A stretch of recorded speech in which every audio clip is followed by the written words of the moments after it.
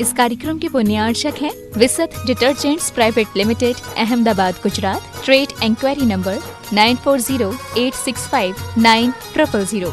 Website www.visatdetergents.com। आप भी जुड़िए। शाश्वत भूमि पर सिद्धि प्रदान करने वाला जीवन का सर्वश्रेष्ठ दान देकर यहां समर्पित कीजिए। और आज जिन उदारमना दानदाताओं ने अपनी चंचला लक्ष्मी का सदुपयोग करके गुणायतन परिवार से जुड़ने का संकल्प किया है, सौभाग्य प्राप्त किया है, हम उन्हें सादर आमंत्रित करते हैं। लेकिन उसके पूर्व देश और दुनिया में हमारे चैनल प्रामाणिक ऐप के माध्यम से शंका समाधान के इस लोकप्रिय कार्यक्रम को लाइव देख रहे अपने घरों पर बैठे हुए सभी सुधी श्रावकों के लिए और यहां पर प्रत्यक्ष उपस्थित सभी दर्शकों के लिए महाराज श्री का मंगल आशीष मिल सके तो दोनों हाथों को जोड़िएगा। त्रिबार महाराज श्री के श्री चरणों में हम नमोस्तु निवेदित करते हैं। हे महाराज श्री, नमोस्तु नमोस्तु नमोस्तु।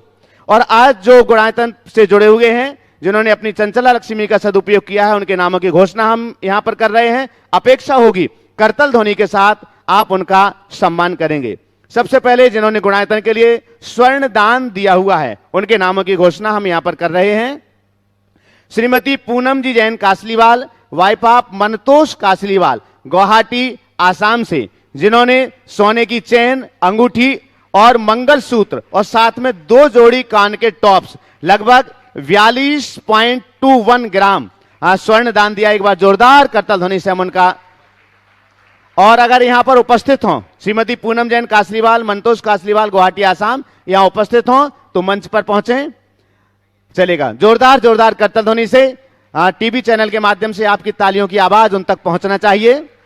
गुड़गांव, हरियाणा से श्रीमती लता जैन, संकल्प, शिखा, पार्थ एवं परिवार ने सोने की चैन और एक अंगूठी लगभग 14.57 ग्राम स्वर्णदान दिया है। एक बार जोरदार करतल ध्वनि से हम उनका भी सम्मान करें। अगर यहां उपस्थित हों तो पधारें। दिल्ली से नीरा जैन, रविंद्र कुमार जैन, जिन्होंने लगभग 4.5 ग्राम की एक सोने की अंगूठी प्रदान की है, उनके लिए भी जोरदार करतल ध्वनि से सम्मान कीजिएगा। श्री पदमचंद प्रणय कुमार जी, रेणु, रूपाली एवं शुभा प्रजात्या, दुर्ग, भिलाई से, जिन्होंने चांदी का एक पत्थर लगभग 225 ग्राम का प्रदान किया। एक बार जोरदार करतल ध्वनि से हम उनका भी सम्मान करें। आज जो गुणायतन परिवार से निर्माण निधि के रूप में जुड़ रहे हैं, उनके नामों की घोषणा कर रहे हैं। अगर आप यहां उपस्थित हैं तो अपने स्थान पर खड़े होकर के महाराज श्री का मंगल आशीष ग्रहण करेंगे। विजय कुमार, अमित कुमार जी जैन, मोदी नगर से, जोरदार करतल ध्वनि से सम्मान करते जाएं और उपस्थित हों तो आशीष लेते जाएं।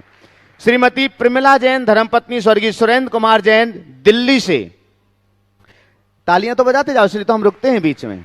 श्री जय कुमार जैन, श्रीमती अनीता जैन, सुयश जैन, सीधी से, स्वर्गीय गणेशीलाल जैन, स्वर्गीय पाचोबाई जैन की स्मृति में श्री रमेश चंद्र सुरेशन जी जैन, ग्वालियर, मध्य प्रदेश से, श्री महावीर प्रकाश पहाड़े, जलगांव, महाराष्ट्र से, स्वर्गीय सुशीला देवी जैन की स्मृति में राजीव कुमार, प्रवीण कुमार संगई, महरौनी, उत्तर प्रदेश से, सीए जूही मोदी, डॉक्टर अंजलि मोदी, खुरई, मध्य प्रदेश से। जो लोग उपस्थित हैं अपने स्थान पर खड़े होकर मंगल आशीष ग्रहण करें। साथ ही एक बार निर्माण निधि जितने लोग अभी हमने नाम लिए, एक बार एक साथ में ही खड़े हो जाएं आप में, जितने भी निर्माण निधि के नाम अभी हमने लिए हैं जो खड़े हुए थे। साथ ही श्रीमती प्रमोद जैन, धर्मपत्नी स्वर्गीय चेतराम जैन, मुरार, ग्वालियर से, यहां उपस्थित हैं तो खड़े हो जाएं। चलिए जोरदार करतल ध्वनि से सामूहिक सम्मान आप कर दीजिएगा। आज गुणायतन से सूत्रधार के रूप में जुड़ रहे हैं पेंसिल्वेनिया यूएसए से श्री प्रशांत जी, रमेश जी वड़कुल, श्रीमती राखी वड़कुल। आपकी जोरदार करतल ध्वनि के बीच हम उन्हें मंच पर आमंत्रित करते हैं। कृपया पधारें, महाराज श्री के श्री चरणों में पहुंच करके नमन करें, मंगल आशीष ग्रहण करें। और आपके सम्मान के लिए हम यहां पर आमंत्रित कर रहे हैं राज पहाड़िया, रंगिया, आसाम से, ट्रस्टी गुणायतन, और साथ में रितेश जैन, उदयपुर से, ट्रस्टी गुणायतन। कृपया पधारें और आज जो गुणायतन से सूत्रधार के रूप में जुड़ रहे हैं उनका सम्मान करें। आपकी करतल ध्वनि दान की अनुमोदना में अनवरत जारी रहना चाहिए। आज जो गुणायतन से सूत्रधार के ही रूप में जुड़ रहे हैं श्रीपाल जैन, श्रीमती स्वर्णलता जैन, श्री अमित जैन, श्रीमती सीमा जैन, कानपुर, उत्तर प्रदेश से, जोरदार करतल ध्वनि से उनका सम्मान करें। अगर यहां पर उपस्थित हों तो कृपया पधारें। श्री पाल जैन, श्रीमती स्वर्णलता जैन, श्री अमित जैन, श्रीमती सीमा जैन, कानपुर, उत्तर प्रदेश से। चलेगा, वो यहाँ शायद उपस्थित नहीं है। एक बार जोरदार जोरदार करतल ध्वनि से हम उनका सम्मान करें। और हम प्रथम प्रश्न के लिए आमंत्रित कर रहे हैं। प्रश्न तो वो रखेंगे ही, लेकिन बहुत ही सम्मान के साथ उन्हें आमंत्रित करते हैं श्रीमती गुणमाला जी, पंडित सिद्धार्थ जी जैन सतना से। कल भी जैसे आपने सुना था लगभग 82 समाधियों का जिनके लिए अनुभवन है, और यहां पर भी ब्रह्मचारी उमंग सागर जी भैया जी के समाधि में उन्होंने बहुत बहुत सहयोग अपना प्रदान किया है। वे अपना प्रश्न रखें। उसके पूर्व उनके सम्मान के लिए हम आमंत्रित करते हैं सुभाष जी जैन, सीईओ गुणायतन, कृपया पधारें। और साथ में नैमी चंद जी जैन शमशाबाद, ट्रस्टी गुणायतन, कृपया वो भी पधारें। बंधु अनवरत जारी रहना चाहिए। ये संलेखना समाधि में तो निपुण है ही, साथ ही सरस्वती पुत्र भी हैं।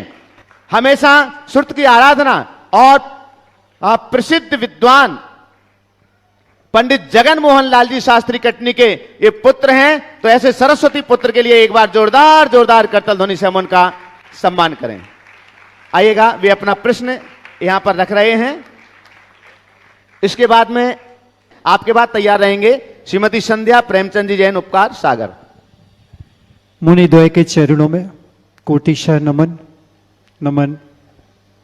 हे गुरुदेव, सबसे पहले मैं एक बात रखना चाहता हूँ।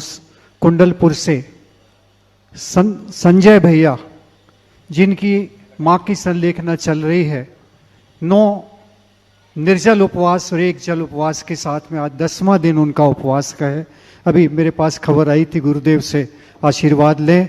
और उन्होंने कल से नियम संलेखना स्वीकार करके बहुत अच्छे से होशवास में स्वीकार करके और आगे की यात्रा निर्जल रूप से उनके उपवास होंगे। ये उनको आशीर्वाद चाहिए, माँ को भी चाहिए, बेटे को भी चाहिए, जो परिचारक के रूप में है। दूसरी बात मैं ये कहने जा रहा हूं, खजुराहो के जिन मंदिर में स्थापत्य और कला जहां पर विविधता को लिए है, उसमें भगवान पार्श्वनाथ के मंदिर में एक चीज देखने मिलती है।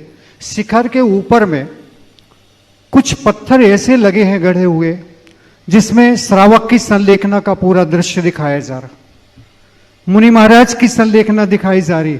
हालांकि इतनी ऊपर से जब तक पूरी दूरबीन बड़ी ना हो तो दिखता नहीं नीचे से, लेकिन जब दूरबीन देकर बड़ा देखा तो समझ में आ गया कि श्रावक जो है वो धोती पहने हैं, अलग दिख रहा है। मुनि महाराज की संलेखना चल रही, वो दूसरा दृश्य है।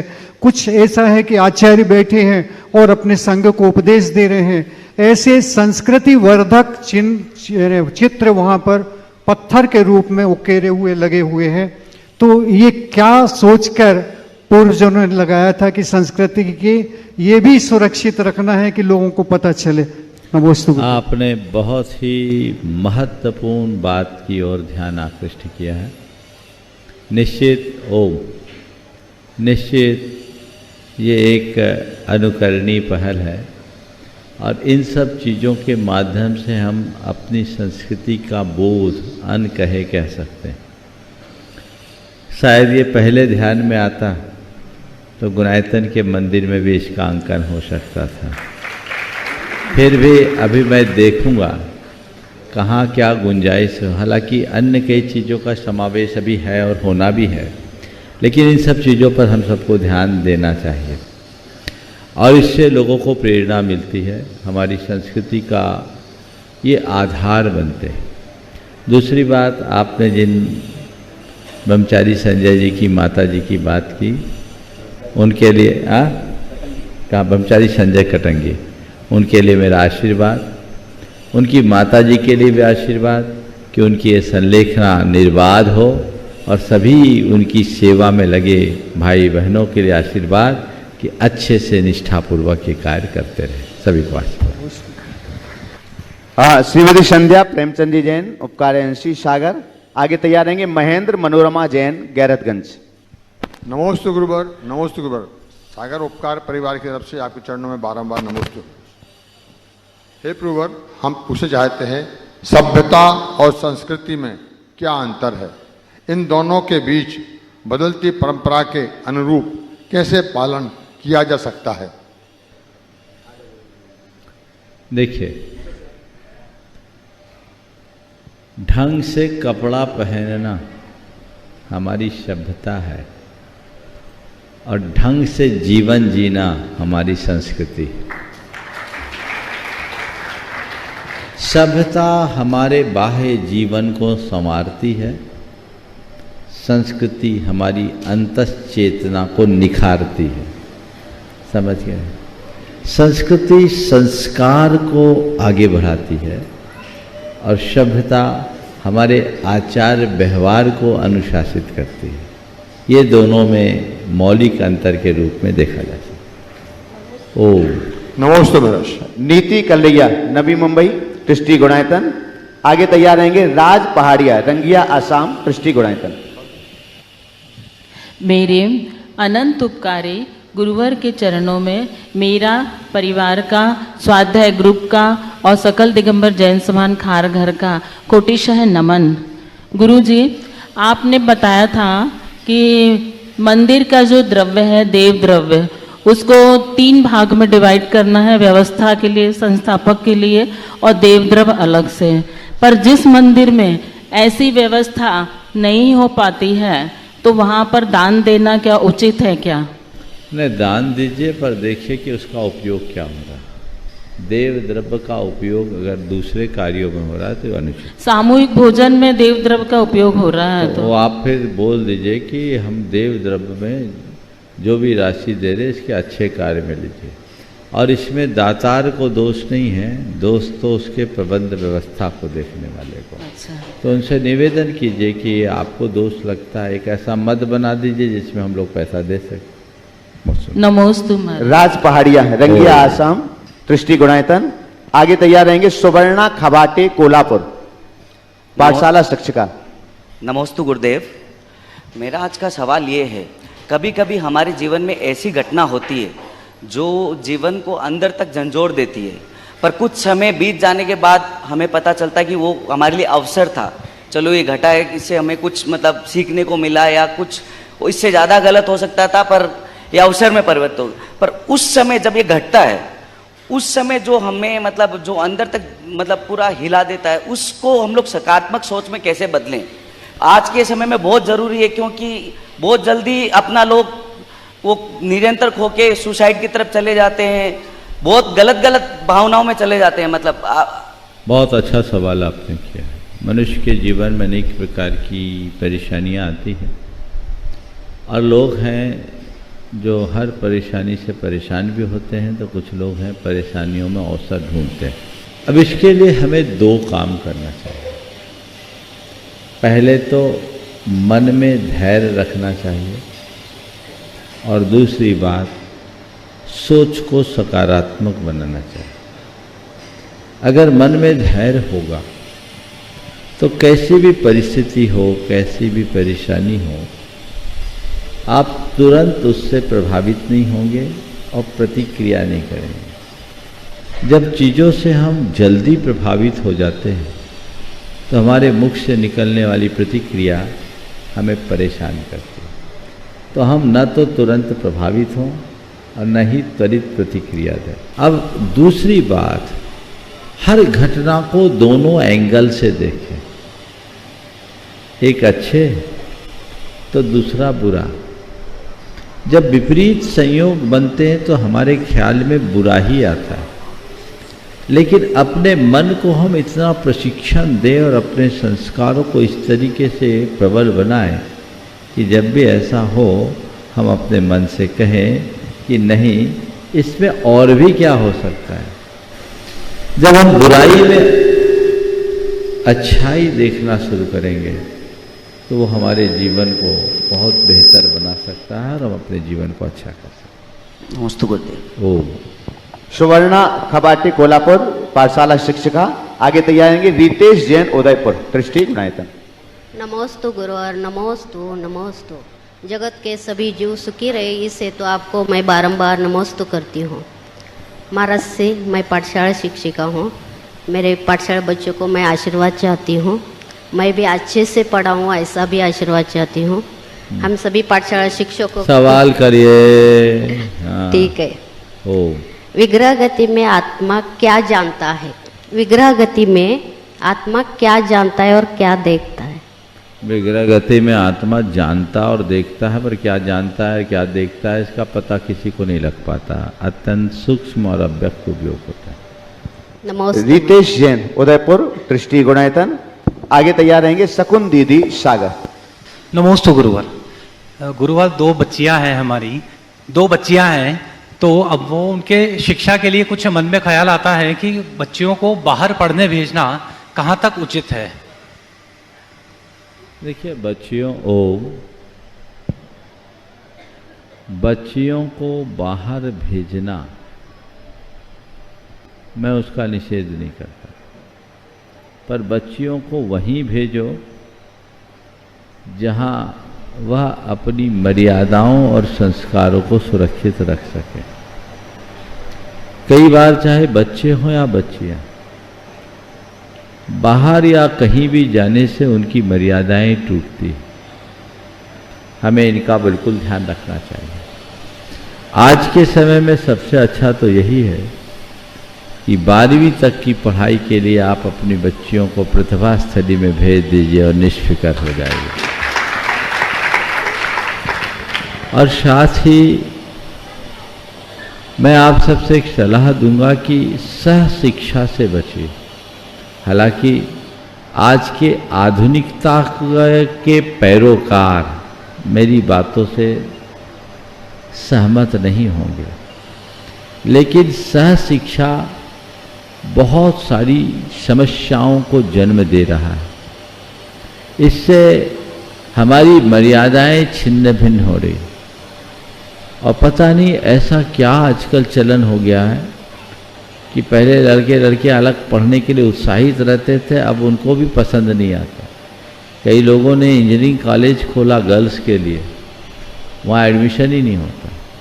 ये जो सोच है, इस सोच में बदलाव होना चाहिए, क्योंकि यौवन अवस्था में शील की मर्यादा को बनाए रखने के लिए सुरक्षित दूरी आवश्यक है, क्योंकि बायोलॉजिकल अट्रैक्शन कहीं न कहीं से व्यक्ति के मन को प्रभावित करता ही है। और वह भी ऐसे दौर में जब सब तरफ इन बातों को का खुला समर्थन, और आज किसी भी प्रकार की तन्हाई के लिए कोई अतिरिक्त व्यवस्था की जरूरत न हो, तो ये सब चीज़ें ऐसी है जो मनुष्य को स्खलित करती है। और एक तरफ पतन होता है तो न जाने कितने प्रकार से मनुष्य का जीवन गिर जाता है, चाहे स्त्री हो या पुरुष, युवक हो या युवती। उन्हें ये ध्यान में रखना चाहिए कि मेरे जीवन की सबसे बड़ी संपदा मेरा शील और मेरे संस्कार हैं, जिन्हें मुझे प्राणपण से सुरक्षित रखना है। मैं मानता हूं कि हमारे मन में दृढ़ता हो तो बाहर की परिस्थितियां हमें उतनी प्रभावित नहीं करती, लेकिन मुझे ये भी पता है कि आग के आगे मोम पिघलता ही है। बस मिट्टी है जो आग में तपकर मजबूत होती है। आज मिट्टी जैसे लोग कम, मोम जैसे लोग ज़्यादा हैं। मन पिघलता है, और एक बार मोम पिघल जाए तो किसी उपयोग का नहीं होता। तो अपने अंदर मजबूती होनी चाहिए। पहली कोशिश करनी चाहिए कि हम उनको ऐसे परिवेश में भेजें जहां उनके संस्कार सुरक्षित रहे और वे अपने जीवन को आगे बढ़ा सके, मर्यादा के साथ अपना जीवन जी सके। नमस्ते गुरुवर। शकुन दीदी सागर ट्रस्टी गुणायतन। आगे तैयार रहेंगे अनीता प्रवीण सिंगई महरोनी। मेरे आराध्य गुरुवर को बारंबार नमोस्तु। महाराज श्री, जिंदगी में कई बार ऐसे मोड़ आते हैं, जिंदगी में कई बार ऐसे मोड़ आते हैं कि किसी की शिकायत करो तो रिश्ते टूट जाते हैं, और नहीं करो शिकायत तो खुद टूट जाता है। तो इस समय कैसे करना चाहिए? कई बार ऐसे मोड़ आते हैं कि शिकायत करो तो रिश्ते टूट जाते हैं, और नहीं करो तो खुद टूट जाते हैं। तो मैं ऐसा कहूँगा, जब भी ऐसा मोड़ आए तो किसी की शिकायत मत करो, अकेले में बिठा के उसका स्थितीकरण कर दो। रिश्ते भी बने रहेंगे और खुद भी जुड़े रहोगे। रास्ता ये। नमस्ते महाराज। अनीता प्रवीण सिंगई महरोनी। आगे तैयार रहेंगे कुमार मखदूम चिंचवाड़ कोल्हापुर। गुरुवर के चरणों में कोटिशा नमन। गुरुवर हमारी शादी को 25 साल पूर्ण हो चुके हैं। अब हम अपने जीवन को संयमित कैसे करें, कृपया मार्गदर्शन दीजिए। 25 साल के जीवन का अनुभव लो और मन को दृढ़ संकल्पों से बांध लो, अपने आप जीवन संयम में आ जाएगा। ऐसा लगता है मतलब धीरे धीरे कैसे धीरे धीरे ही सही, शुरू तो करो, कम से कम ऐसे भाव तो हुए। आज के समय में तो ये बड़ी बात है कि 25 साल तक एक साथ रह लेना भी जीवन की बड़ी उपलब्धि है। बड़ी विचित्रता आ रही है ना, बड़े, हाँ ये भी बहुत बड़ा संयम है।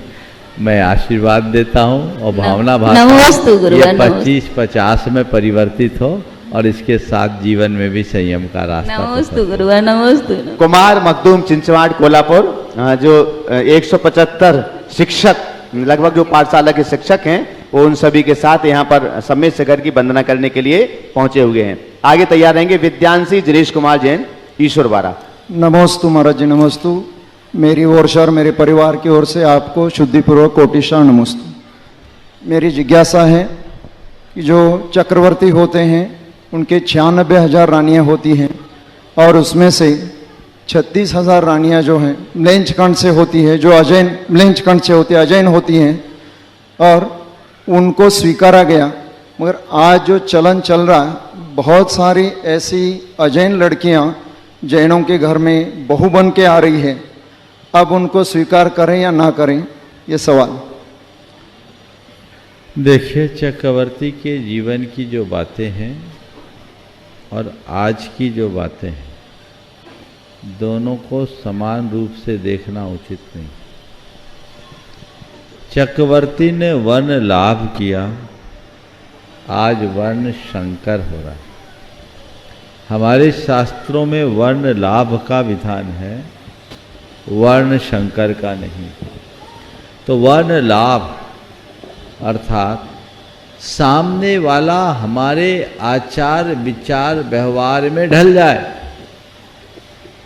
तो चक्रवर्ती लेके आता था, नियोग से उनके साथ आती और वो चक्रवर्ती के पास आने के बाद चक्रवर्ती की हो जाती। समझ लो, आज विवाह तो हो रहा है लेकिन आचार विचार व्यवहार में परिवर्तन की कोई बात ही नहीं हो रही।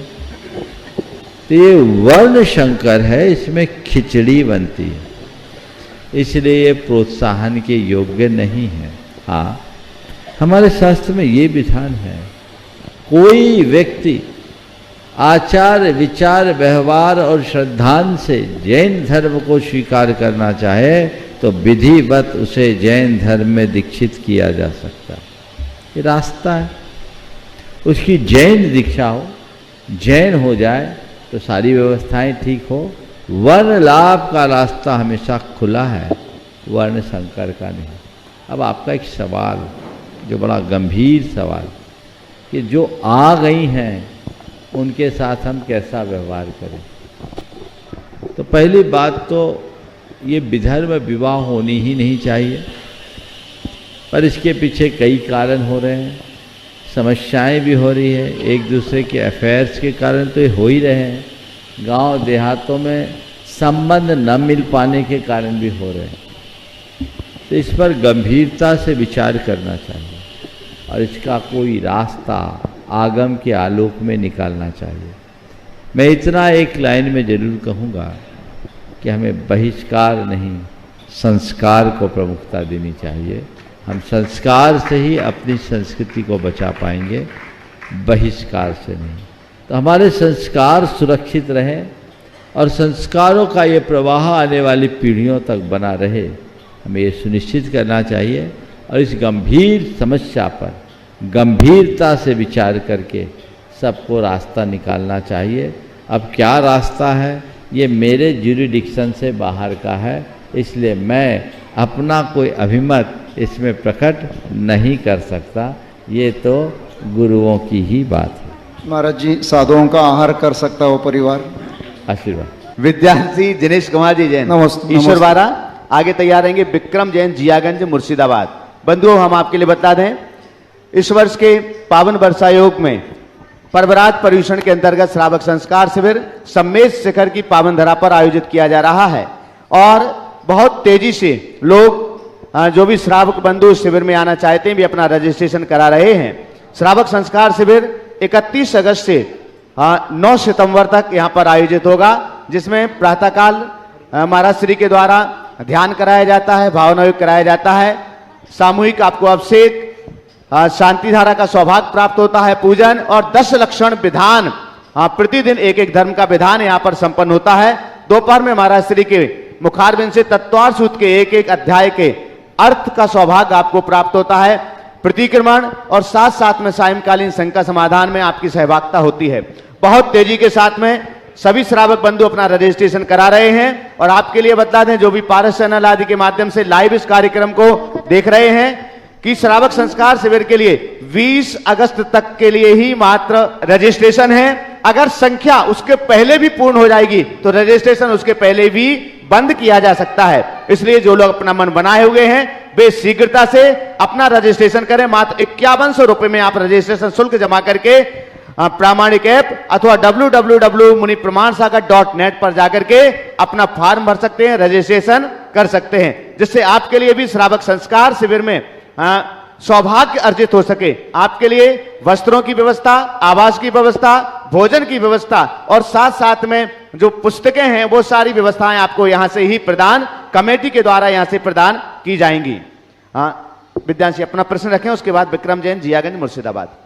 महाराज जी, टीवी में देखते हैं कि वैज्ञानिक चांद पर जा रहे हैं, लेकिन पाठशाला में पढ़ा है कि चांद पे तो जा नहीं सकते, तो फिर वो वैज्ञानिक जाते कहाँ हैं? वैज्ञानिक जो जाते हैं दुनिया में, आज वो चांद है और हमारे शास्त्रों में जिस चांद की चर्चा वो कहीं और है, ऐसा समझ करके बात करना। ठीक है, आगे बताएंगे। विक्रम जैन, जियागंज, मुर्शिदाबाद। आगे तैयार रहेंगे संदीप कुमार जैन, इंदौर। नमोस्तु महाराज श्री, मैं विक्रम जैन, मेरे जियागंज समाज की ओर से गुरुवर के चरणों में नमस्तु। प्रभुवर, मैं एक बिजनेसमैन हूँ, मैं बिजनेस में बहुत मेहनत भी करता हूँ, अच्छा खासा कमा भी लेता हूँ, बिजनेस बढ़ाया भी हूँ कुछ, लेकिन बढ़ाते बढ़ाते मन में कभी कभी ये भाव आता है जे जिंदगी के अगले पल का कोई भरोसा नहीं, तो मैं किसके लिए बढ़ाऊँ और क्या बढ़ाऊँ, क्यों बढ़ाऊँ, तो फिर कभी पीछे पाँव भी आ जाता हूँ। तो इस कसमकस से मैं कैसे निकलूँ, जो बिजनेस को बढ़ाऊँ न पीछे जाऊँ, तो ये कसमकस में रहता हूँ। देखो, जीवन के उद्देश्य को सामने रखो, ये कसमकस अच्छी लक्षण है। दो वाक्य कहूँगा, जरूरत के लिए कमाओ या जरूरतमंदों के लिए कमाओ, इसके अलावा कमाने का कोई उद्देश्य नहीं। यदि तुम्हारी ज़रूरतें पूरी हो गई, ख़त्म करो, और उसके बाद भी कमा रहे हो तो ज़रूरतमंदों के लिए कमाओ। और यदि इन दोनों की आवश्यकता नहीं है तो कमाने की कोई ज़रूरत नहीं है, धन कमाने की ज़रूरत नहीं है, पुण्य कमाने का मौका। कमाने की ज़रूरत तो है जिंदगी चलाने के लिए, बस तो जितनी ज़रूरत है उतना ही करो। संदीप कुमार जैन, इंदौर। साथ में सुमन जैन, विदिशा। परम पूज्य गुरुदेव के चरणों में मेरे परिवार की ओर से और जगत के समस्त जीवों की तरफ से कोटिशाह नमोस्तु नमोस्तु। गुरुदेव, कई बार हम जब नियम लेते हैं तो दो तरह की बातें आती है कि या तो गुरुदेव की प्रत्यक्ष उपस्थिति में, दूसरा होता है अगर गुरुदेव की प्रत्यक्ष उपस्थिति संभव नहीं है तो परोक्ष में भी कई बार हम नियम लेते हैं। गुरुदेव, हम जानना चाहते हैं कि प्रत्यक्ष नियम लेने में और परोक्ष नियम लेने में क्या अंतर है, और परोक्ष नियम देखो, नियम लेने का जब भी भाव हो तुरंत ले लो, अगर प्रत्यक्ष सानिध्य हो तो ठीक है, नहीं तो परोक्ष में छवि याद करके ले लो। रहा सवाल दोनों में क्या अंतर है, प्रत्यक्ष लेने में मजबूती ज़्यादा होती है, परोक्ष लेने में थोड़ा मन डगमगा जाता है।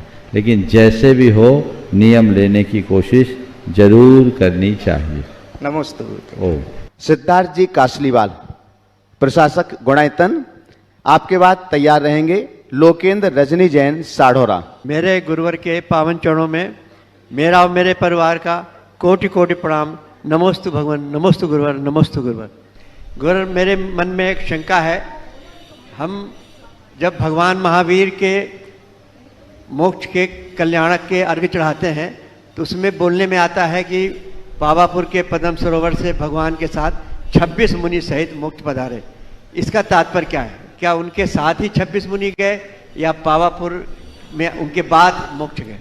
ऐसा है, हम हर टोंक में अलग अलग तीर्थंकरों के साथ अलग अलग मुनियों के निर्वाण जाने की बात करते हैं।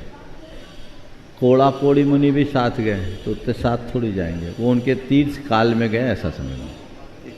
नमस्ते नमस्ते। लोकेंद्र रजनी जैन साढ़ोरा, आगे तैयार रहेंगे लकी जैन बेंगलोर, और साथ में बिमलेश रोकड़िया खोरई।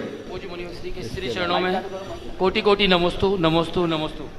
सम्मान। परम पूज्य मुनिवर के श्री चरणों में कोटि सा नमन करते हुए संस्कृत के सिद्ध चक्र विधान की प्रस्तावना में आशीर्वचन में आपने लिखा है कि सिद्ध चक्र विधान में मंत्र तंत्र यंत्र तीनों का समावेश है, जो कि 16, 18 आदि दोगुणित क्रम से की जाने वाली पूजन एक प्रकार की तांत्रिक प्रक्रिया है।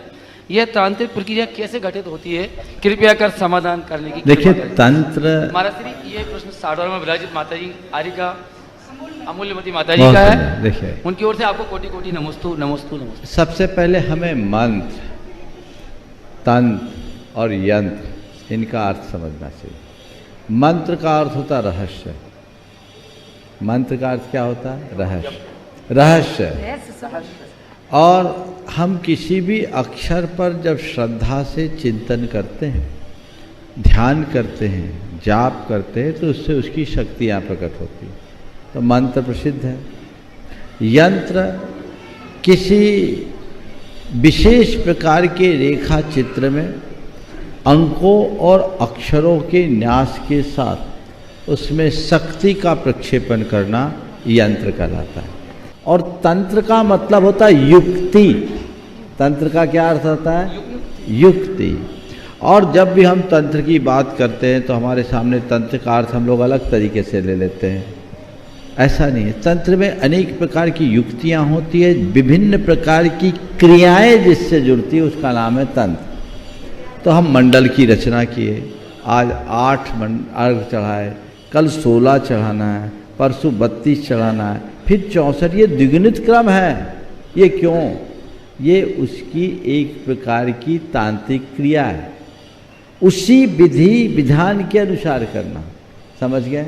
इसलिए मैंने कहा था कि सिद्ध चक्र महामंडल विधान में मंत्र तंत्र यंत्र तीनों का समावेश है। यदि आप संस्कृत का सिद्ध चक्र विधान करते हैं तो ये सब बातें समाविष्ट होती है और वो हमारे जीवन का पथ प्रशस्त करती है।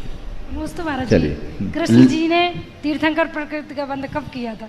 कृष्ण जी ने तीर्थंकर प्रकृति का बंध कब किया था? श्री कृष्ण के तीर्थंकर प्रकृति का बंध हुआ है, अब स्पष्ट नहीं है कब हुआ। चलिए, बिमलेश जी रोकड़िया खोरई।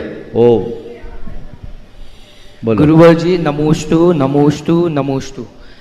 महाराज जी मेरा प्रश्न यह है कि आजकल की हंसी वजी लाइफ में, आजकल की जो बिजी लाइफ है उसमें ओवर थिंकिंग से कैसे छुटकारा पाया जाए? फैमिली इश्यूज से रिलेटेड, करियर से रिलेटेड ओवर थिंकिंग आजकल बहुत हो रहा है, तो उससे कैसे छुटकारा पाया जाए? देखिए, बहुत ही व्यवहारिक सवाल आपने पूछा है और मैंने अनेक बार इसका उत्तर भी दिया है, फिर भी आज पुनः आपके सवाल का उत्तर देता हूँ। ओवर थिंकिंग एक प्रकार की बीमारी है और इसके पीछे के कारणों को हमें देखना चाहिए। ओवर थिंकिंग होती क्यों? जब व्यक्ति का ध्यान उससे लक्ष्य से दूर होता है, जब व्यक्ति का आत्मविश्वास कमज़ोर होता है, जब अंदर अन्य प्रकार की नकारात्मकताएं जुड़ जाती हैं और जब व्यक्ति एक साथ बहुत सारे कामों को फैला लेता है, तो ये सब ओवर थिंकिंग की वजह बन जाती है। ओवर थिंकिंग से बचने के लिए पहले मनुष्य को अपने लक्ष्य को निर्धारित करना चाहिए और उसे ही देखना चाहिए। धीरे धीरे आगे बढ़ना चाहिए, आत्मविश्वास से लबरेज रहना चाहिए, सकारात्मक सोचना चाहिए और मल्टीटास्किंग की प्रवृत्ति से बचना चाहिए। और ओवर थिंकिंग से बचने का एक बड़ा प्रैक्टिकल रास्ता है, वह है भावना योग। यदि मन से भरकर व्यक्ति नियमित भावना योग करता है तो सुनिश्चित तौर पर उसका जीवन सुंदर बनता है। नमोस्तु। बिमलेश जी रोकड़िया। जगत पूज्य गुरुवर के चरणों में बारंबार नमोस्तु नमोस्तु नमोस्तु। गुरुवर, मेरी शंका है कि सम्यक दर्शन दर्शन प्रतिमा, दर्शन विशुद्धि और दर्शन में क्या अंतर है? सबके साथ दर्शन लगा। सम्यक दर्शन यानी सच्ची श्रद्धा। दर्शन प्रतिमा यानी जब हम उस दर्शन के अनुरूप पूर्ण आचार का पालन करने लगते हैं, संसार शरीर भोगों से निर्वृत्त होकर पंच परमेष्टि के प्रति समर्पित होते हैं, कुलाचार के पालन के साथ दर्शन प्रतिमा के व्रतों का पूरी तरह पालन करते हैं, तो दर्शन प्रतिमा होती है। दर्शन विशुद्धि निर्मल सम्यक दर्शन, और न केवल निर्मल सम्यक दर्शन अपितु सम्यक दर्शन के साथ जगत के कल्याण की प्रबल भावना होने पर निर्मल सम्यक दर्शन होता है। तो दर्शन प्रतिमा, दर्शन सम्यक दर्शन, दर्शन विशुद्धि, और क्या पूछा? दर्शन दर्शन दर्शन यानी देव दर्शन, भगवान का दर्शन देखना। नमोस्तु।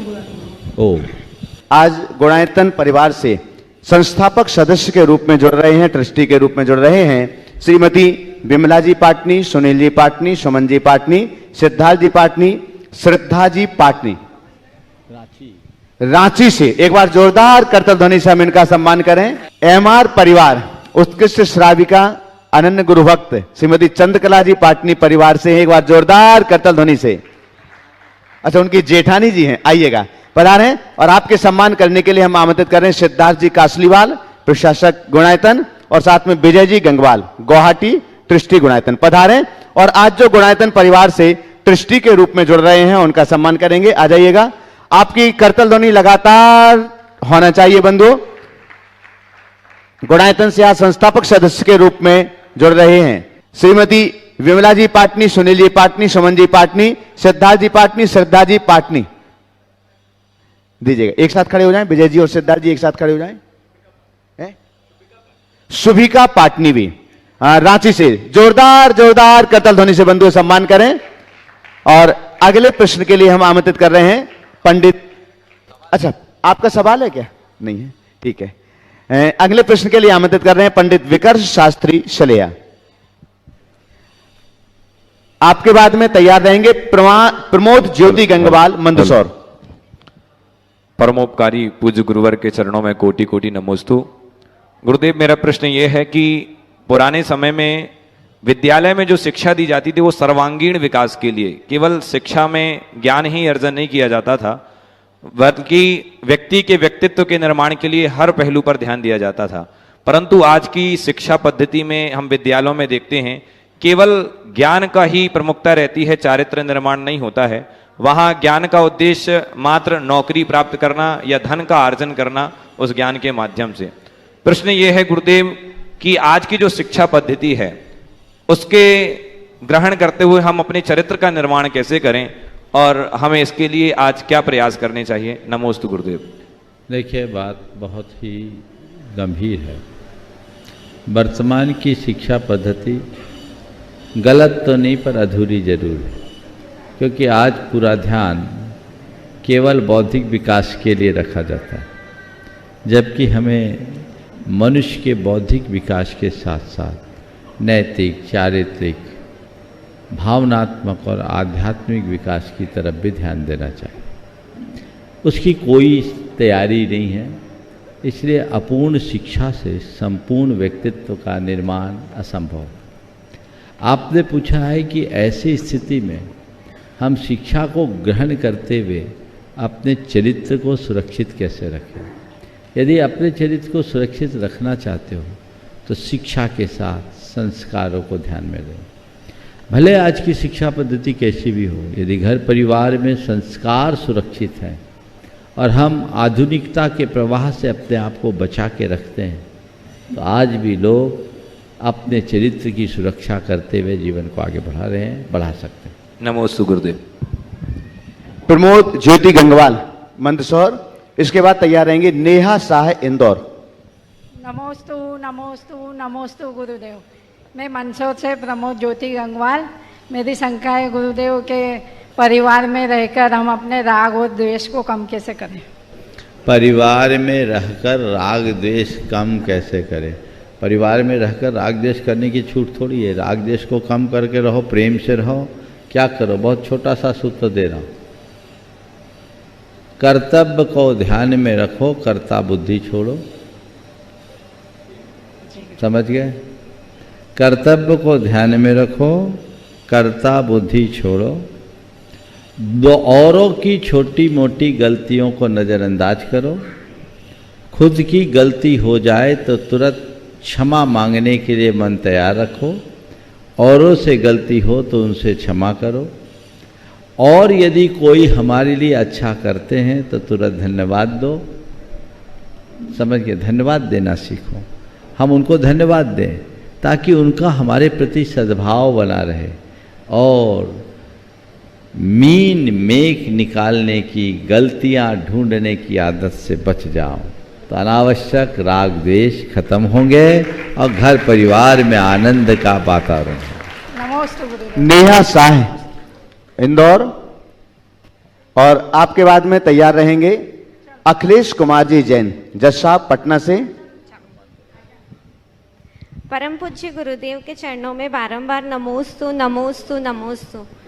गुरुदेव, मेरा प्रश्न यह है कि जब तीर्थंकर भगवान बाल्यावस्था में होते हैं तब स्वर्ग से इंद्र आकर उनके अंगूठे में अमृत का छेपण कर जाते हैं, जिसको चूस कर वो बड़े होते हैं, यानी माता का दूध नहीं पीते हैं।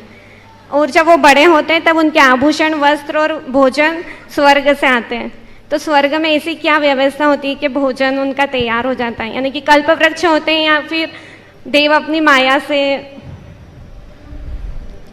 देखो, स्वर्ग में दिव्य पदार्थ होते हैं और दिव्य पदार्थ दिव्य भोग के रूप में तीर्थंकर भगवंतों के लिए आते हैं, ये माया से नहीं बनते।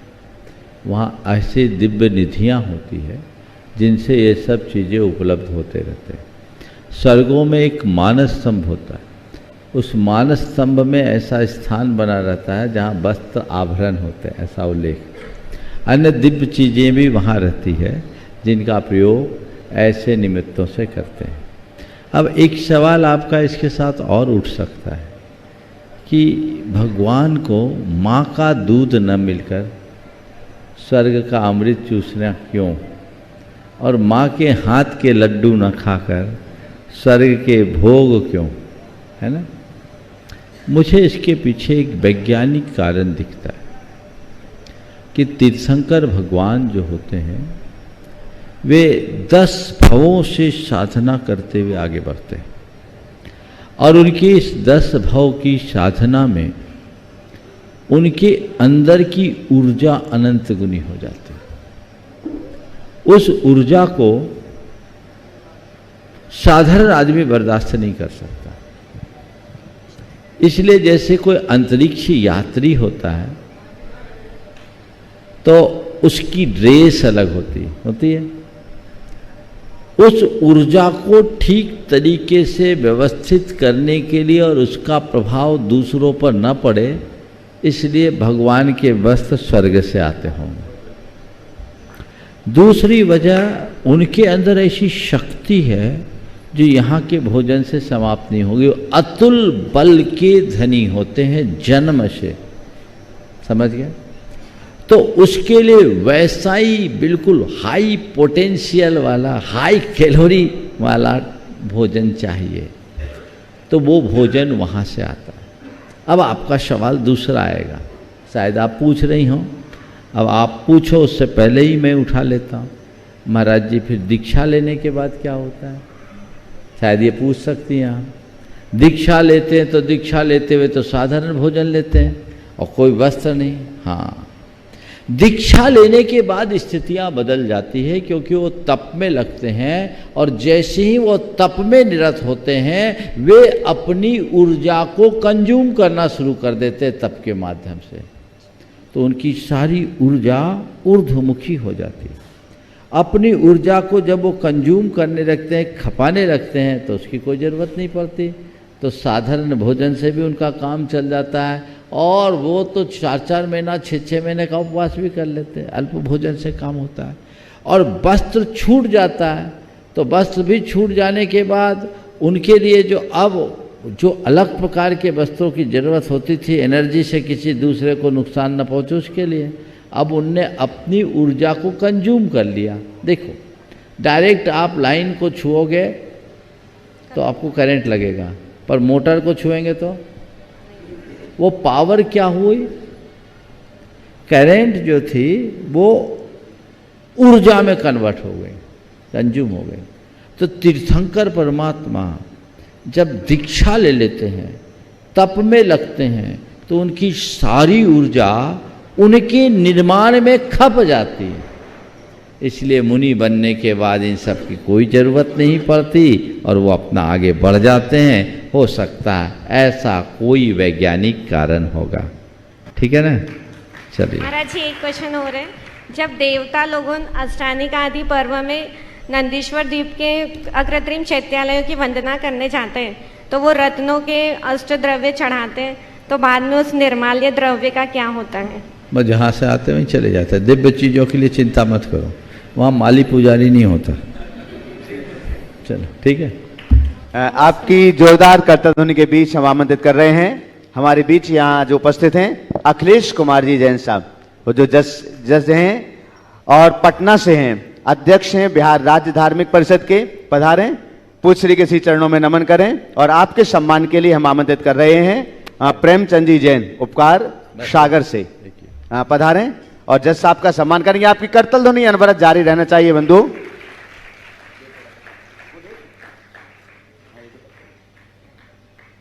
शीघ्रता से। और इसके बाद भी अपना प्रश्न भी यहां पर रखेंगे।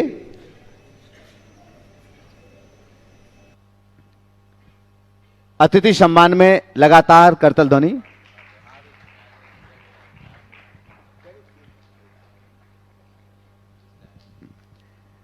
बिहार उच्च न्यायालय के पूर्व जज हैं और अभी अध्यक्ष हैं बिहार राज्य धार्मिक परिषद के। अब वे अपना प्रश्न महाराज श्री के श्री चरणों में यहां पर रख रहे हैं और आपके बाद में तैयार रहेंगे विजय जी गंगवाल, गुवाहाटी, आसाम से। गुरुवर के चरणों में मेरे परिवार और यहाँ उपस्थित सभी साधकों की तरफ से नमोस्तु नमोस्तु नमोस्तु। गुरुवर, मेरी जिज्ञासा है कि जैन धर्म का अमोघ सूत्र है कर्म सिद्धांत और समता प्रमाण। इसको हम श्रावक किस तरह से सुरक्षित रख सकें और हमारे जो कर्म है उस कर्म का कर्ता और भोक्ता कौन होता है, हमारी इंद्रियां या हमारे कर्म या हमारी आत्मा? कर्म सिद्धांत और क्षमता ये जैन धर्म का मर्म है, मूल है। और आपने पूछा श्रावक जीवन में इसे कैसे चरितार्थ करें। तो देखिए, कर्म सिद्धांत पर विश्वास करना होगा। हमें उसके लिए कर्म सिद्धांत को समझना होगा, उन महापुरुषों के चरित्र को सामने लाकर रखना होगा जिन्होंने कर्म सिद्धांत को जाना, अपनी आत्मा को पहचाना और जीवन की बड़ी बड़ी विसंगतियों में भी क्षमता रखा। पारसनाथ भगवान, जिनका निर्वाण महोत्सव हमने 2 दिन पहले ही बनाया, उनका चरित्र हम सबके लिए एक बहुत बड़ा आदर्श है। हम वैसा करके अपने जीवन में बहुत बड़ा परिवर्तन ला सकते हैं। ये तो हुआ कर्म सिद्धांत। मेरा मानना आत्मज्ञान हो और कर्म सिद्धांत का ज्ञान हो तो समता अपने आप आएगी। लेकिन कर्म सिद्धांत और क्षमता में एक दूसरी बात भी ध्वनित होती है, वह है कर्मणा वर्ण व्यवस्था की और समता मूलक समाज के निर्माण की। मुझे ऐसा प्रतीत हो रहा है, शायद आप इसी संदर्भ में पूछना चाह रहे होंगे। जैन धर्म सदैव कहता है मनुष्य जन्म से नहीं कर्म से महान बनता है। मनुष्य अपना आचरण पवित्र रखे, कर्म अच्छे करे तो जीवन को सुनिश्चित तौर पर ऊंचाई तक पहुंचाने में समर्थ हो सकता है। और जब हम कर्मणा वर्ण व्यवस्था के सिद्धांत पर अच्छे से स्थिर होंगे तभी हम सामाजिक समता की बात कर पाएंगे। वस्तुतः जिस सामाजिक न्याय या सामाजिक समता की बात आज समाजवादियों के द्वारा उठाई जाती है, सच्चे अर्थों में देखा जाए तो वह केवल जैन धर्म के अनुरूप आचरण करने से संभव है। हमें चाहिए कि न केवल हम खुद जैन धर्म का अनुपालन करें, अपितु औरों के मध्य इस आदर्श को प्रस्तुत करें जिससे लोगों के अंदर परस्परता, बंधुत्व, प्रेम, आत्मीयता जैसे उदात्त जीवन मूल्य प्रतिष्ठित हो सके और सभी एक दूसरे के साथ रहकर अपने जीवन को आगे बढ़ा सके। महाराज जी दूसरा उसी में था कि बोले कर्म जो है उसका कर्ता और भोक्ता कौन होता हाँ है? हाँ, आपका एक सवाल और था। हमारे कर्म का कर्ता हम खुद हैं और भोक्ता भी हम खुद हैं। जैन धर्म की विशेषता है, वह जैन धर्म प्रत्येक जीव को अपना कर्ता और भोक्ता कहता है। न कोई पर हमारा करता है, न हम पर का भोगते हैं। जैसा हम करते हैं वैसा ही भोगते हैं। नमोस्तु। विजय जी गंगवाल, गुवाहाटी, आसाम से, दृष्टि गुणायतन। नमोस्तु गुरुवर, मेरे और मेरे परिवार का 3 बार नमोस्तु। दिगंबर जैन समाज गुवाहाटी ने भी नमोस्तु कहा है। हमारे यहाँ गढ़नी यारिका विंदोश्री माता जी सत्संग विराजमान है, वो भी नमोस्तु कहा है। मुनिश्री, मेरा प्रश्न ये है कि हम जो भी देख रहे हैं, सुन रहे हैं, सभी पर द्रव्य है। यहाँ तक कि मेरा यह तन भी मेरा नहीं है, श्वास भी मेरी नहीं है, गुरु भी पर द्रव्य है। तो क्या मैं उनको अपना मानूं और गुरु को अपना मानूं तो कब तक मानूं? कृपया मार्गदर्शन दें। देखिए, बात बिल्कुल सही। यथार्थ देखा जाए तो मेरे अलावा एक परमाणु भी मेरा नहीं है। गुरु की बात छोड़ दो, सिद्ध परमात्मा भी मेरे नहीं है। वो भी अगर देखा जाए तो एक प्रकार का परिग्रह है। तो अगर मैं गुरु को भी पकड़ा रहूँगा, सिद्ध परमात्मा को भी पकड़ा रहूँगा, तो संसार में ही रहूँगा। आपने पूछा है पर को अपना माने तो कब तक माने? जब तक पर को पकड़े हुए उनको अपना मानो। जब निज में डूब जाओ तो सब पर छूट जाएगा। बाहर हो तब तक पर का उपयोग है, भीतर जाने में कोई नहीं। अब रहा पर में किसको हम अपनाएं? तो पर भी 2 है। एक पर वो है जो संसार में उलझाता है और दूसरा पर वो है जो संसार को समेटता है। तो हमारे संसार को जो समेटे, हमें उस पर का आश्रय लेना। एक पर है जो पाप में फंसाने वाला है और एक पर है जो परमेष्टि से जोड़कर जीवन को परम तक पहुंचाने वाला है। तो जो हमें परम तक पहुंचाए वो पंच परमेष्टि हैं। भले ये पर हैं लेकिन हमें पार लगाने वाले हैं। तो जो पार लगाने में निमित्त बने, जो निज से मेरा संबंध जोड़ दे, हमें उस पर को जरूर स्वीकार करना चाहिए। हाँ, जब निज में रम जाए तो उनकी प्रासंगिकता अपने आप छूट जाएगी, उन्हें छोड़ना नहीं पड़ता। गुरु को प्रतिज्ञापूर्वक स्वीकारना पड़ता है और जो गुरु के आदर्शों को प्राप्त करके निज में लीन हो जाता है, उसके लिए फिर कुछ कहने की जरूरत नहीं। आगे आमंत्रित कर रहा हूं रुचि प्रभाकांत जैन, दिल्ली। पधारें रुचि प्रभाकांत जी जैन, दिल्ली। गुरुदेव, मेरा प्रश्न है कि एक बच्चे को योग्य बनाने के लिए एक माँ में क्या योग्यताएं होनी चाहिए? बहुत अच्छा सवाल किया। एक बच्चे को योग्य बनाने के लिए एक माँ में क्या योग्यताएं होनी चाहिए? मेरे देखे 4 बातें एक माँ के अंदर होनी चाहिए। पहली बात, बच्चों के अपना सामीप्य अधिक से अधिक देना चाहिए, उससे उसका भावनात्मक जुड़ाव हो।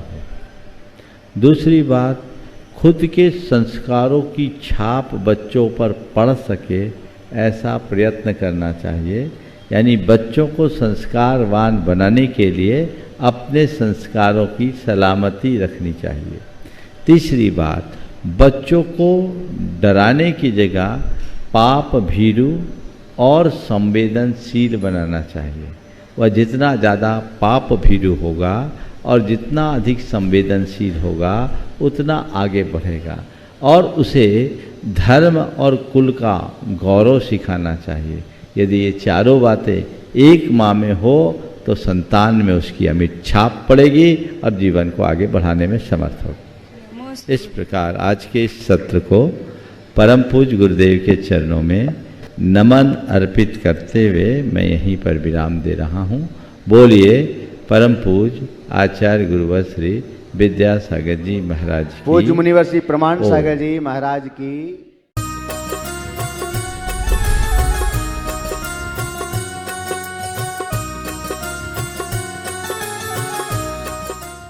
इस कार्यक्रम की पुण्यार्चक थे Visat detergents private limited, Ahmedabad, Gujarat. Trade inquiry number 9408659000। Website www.visakh detergent